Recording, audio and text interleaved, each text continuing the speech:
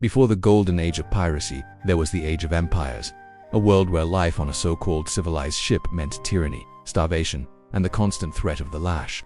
This was the world that thousands of sailors were desperate to escape, but escape to where? For a brief, shining moment in history, there was a place, a society built by outlaws that was, remarkably, more free and more democratic than any of the empires hunting them down. This was the Pirate Republic of Nassau, Part 1, The Rise of the Republic. It all began with a betrayal. The year is 1713, and the War of Spanish Succession has just ended.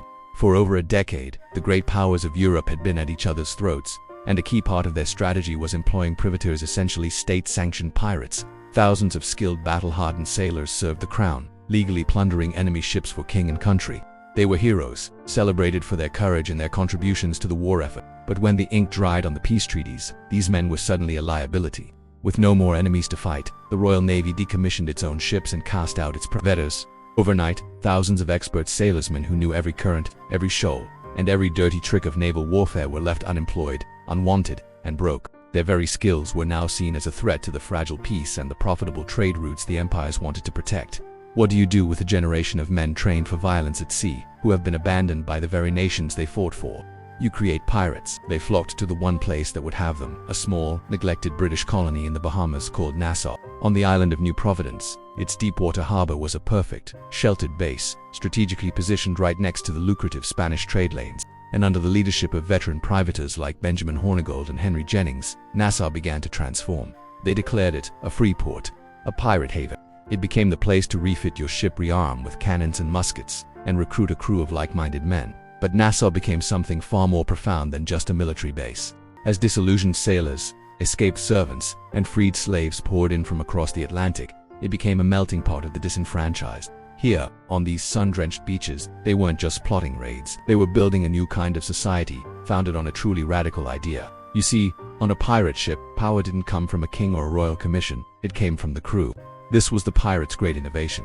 Captains were elected by a simple majority vote, and just as easily as they were voted in, they could be voted out, deposed for cowardice, cruelty, or incompetence. Think about that. In an era of absolute monarchy, where the word of a king was law, these common sailors were practicing a form of direct democracy that was virtually unheard of. Every man on board, from the captain to the cabin boy, was bound by a contract, the Articles of Agreement. We know it today as the Pirate Code. This code was their constitution, and every crew wrote their own, but they shared some astonishingly progressive principles. One man, one vote was a standard clause. Every crew member had an equal say in all major decisions. The code also ensured a fair distribution of wealth. It wasn't the captain or the ship's owner who took the lion's share.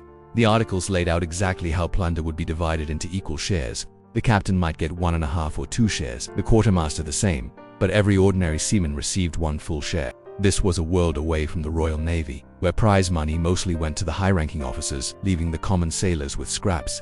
Perhaps most revolutionary of all, the Pirate Code established a form of social security. The articles included a detailed compensation scale for injuries sustained in battle. Lose your right arm, you'd get 600 pieces of 8, an eye, 100 pieces of 8. This money was paid out from the ship's treasury *, before * the rest of the plunder was divided. They were literally an insurance company and a workers' union, all rolled into one, sailing under the Jolly Roger. This system, which they called the Brethren of the Coast, created a loyalty and fighting spirit that merchant vessels and even naval ships couldn't match. Every man was a stakeholder. They weren't fighting for a distant king or for meager wages. They were fighting for themselves, for their mates, and for their share of the prize. They were fighting for their freedom.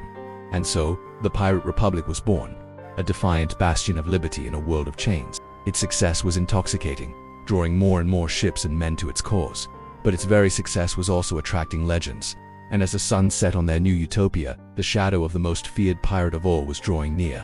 A man they would come to call Blackbeard.